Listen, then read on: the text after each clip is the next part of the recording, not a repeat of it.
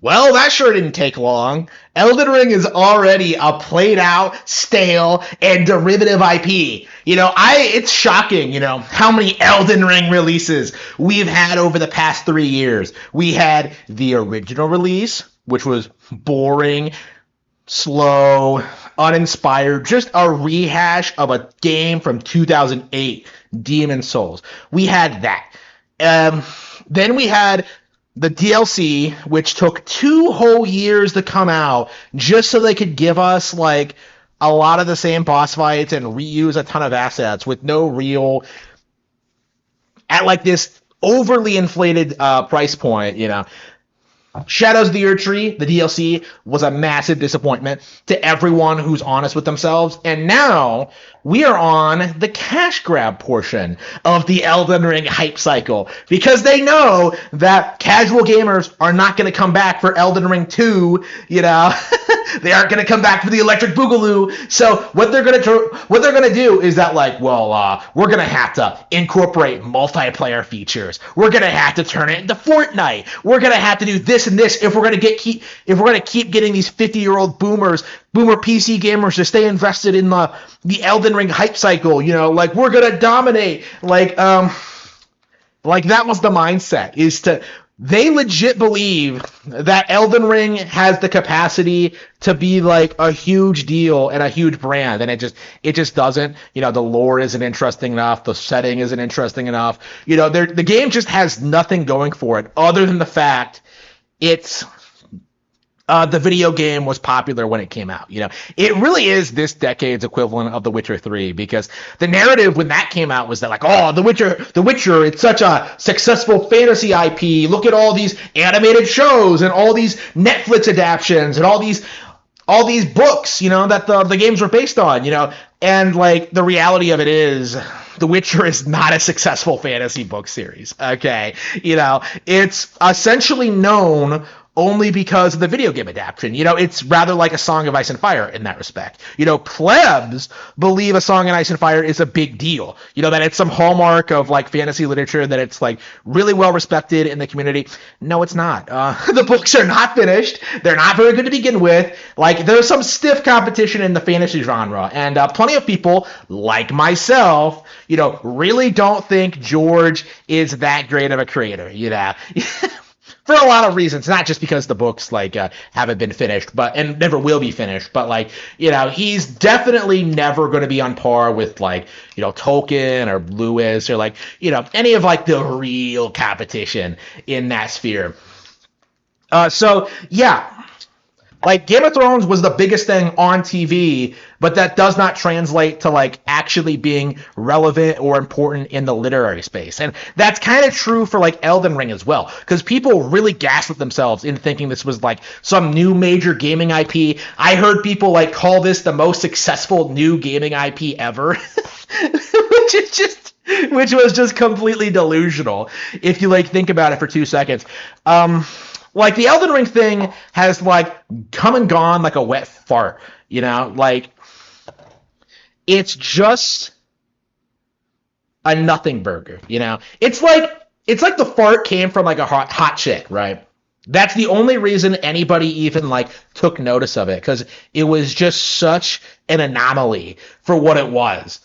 That's Elden Ring. It's nothing special. It's nothing interesting. It's the same slop we get from other non-Nintendo corporations, but because FromSoftware is the FromSoftware is the big thing right now, Elden Ring was put on a pedestal that it could not possibly live up to, and that has become very, very apparent with the release of the DLC, which the fanboys made excuses for and pretended wasn't disappointing for the longest time, continue to pretend wasn't woke, and now with the release of the follow-up game, Nightreign, the Fortnite-ification of Elden Ring is now complete. Nightreign, for everyone who isn't a complete and total shill, is a massive disappointment. It is the lowest scoring FromSoftware game post Dark Souls. It is a game that defies all expectations. They took like people played because they had nothing else to play on PlayStation, Xbox, or PC. They took this brand and they tacked on this stupid Duskbloods gameplay style onto it. This is basically a beta test for what they're going to do with Duskbloods on Nintendo Switch 2. By the way, so if you're hyping up this game, like, please be aware that like the follow-up is confirmed to be Nintendo Switch exclusive. But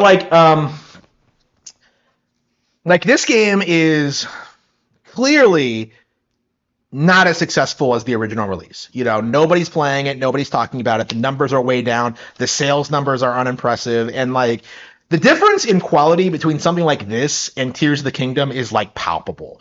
Right, like Tears of the Kingdom is this massive, like 200-hour long experience with like all these crazy new mechanics that weren't in the original game that kind of like showcase, why Nintendo is like the best at what they do and stuff like that. Like Tears of the Kingdom is just a monumentous example of just how much better Nintendo is than FromSoftware.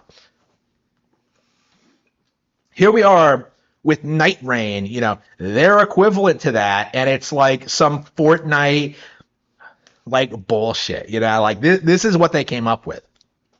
And fans are not happy. Casual players are not happy. Like Steam reviews aren't positive. Like the only people I see like defending this game are people who really, really don't like the Harmon Smith channel. The only people who want to pretend that Nightreign is some huge, massive W are people who hate Harmon Smith or are Twitter grifters like Grums. There's just it's kind of crazy how like the same people will act like Mario and Luigi Brothership selling 2 million units is like some huge failure, and then we'll turn around and say Nightreign selling 2 million units is like some huge success, like completely unaware of the fact that like that Nightreign would have been like considerably more expensive to produce and is clearly meant to be like their big flagship thing going forward as they move away from the traditional FromSoftware formula. Like Nightreign is like FromSoftware trying to transition into like a new genre of games, and they've completely failed at it, which is kind of my point about the company as a whole. Like, we saw this happen with Armored Core 6 as well.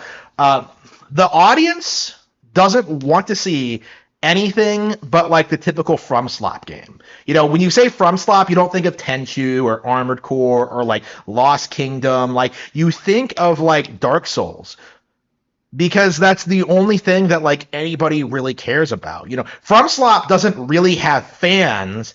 They have like people who are obsessed with Souls because that's the trendy thing to enjoy. But when that starts falling off, and it will, when that stops being like as big of a deal, as more and more developers do the same thing they do but better, FromSoftware is not going to be able to stay relevant or compete. And I would argue they're already well into that process.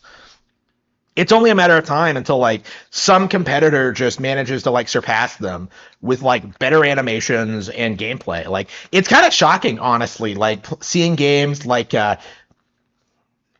seeing like a lot of the early FromSoftware games, how they already look and play better than like anything FromSoftware plays out, because like their game development philosophy was outdated even back when like these games first came out. Like it's crazy with how bad these games look and how they play, how so many people are like willing to give them a pass because like, oh, it's FromSoftware, it's supposed to be bad. And the copes are starting to run out. Like I've seen footage of Nightreign. I've seen like how it looks and what you do in it. Like, and this does not look fun. Oh, by the way, another thing I don't see people talking about, microtransactions. I'm conveniently not seeing people bring up, the huge thing against Nightreign that really should be like talked about more in regard to this game, and like why it's a clear sign that FromSoftware is about to fall off and become irrelevant. It's incorporating microtransactions, like it's WWE Legends or something. Like, did they do this for the DSP audience? Like, I don't know what they meant by this, but like that's a very clear sign of just where things are going for this company. Things aren't going well for them. Okay. This is like they are like some critical darlings They have a lot of hardcore fanboys, but like that doesn't necessarily translate to being successful. And I do think we are going to kind of see this over the next 5 to 10 years, kind of like how what's happened to CD Projekt Red, right? How they were hyped up and worshipped, when The Witcher 3 came out, and now Cyberpunk, and then like Cyberpunk was supposed to be this huge genre-defining thing, like the next generation game, and then it just completely failed to deliver, and like they've never ever been able to recover from it, like. And yeah, people keep saying that like, oh man, Cyberpunk made a comeback, and that like CD Projekt Red's gonna recover, and like they're just not. It's been 5 years now. They haven't put out shit. All they've done is announced a couple of more Witcher projects, and that's only to like win back fans. It's you're gonna see something similar happen with Elden Ring. I think you are gonna see like a lot of very poor creative decisions. You're going to see a lot more people becoming frustrated with like FromSoftware's ability to grow and evolve. You're going to see people get upset at like projects like Duskbloods, like Nightreign, like Armored Core getting produced, and more, I think the core FromSoftware formula, is going to become less and less popular. It is going to become hated over time as more and more people start like getting sick of how stale, derivative, and uninspired these games actually are.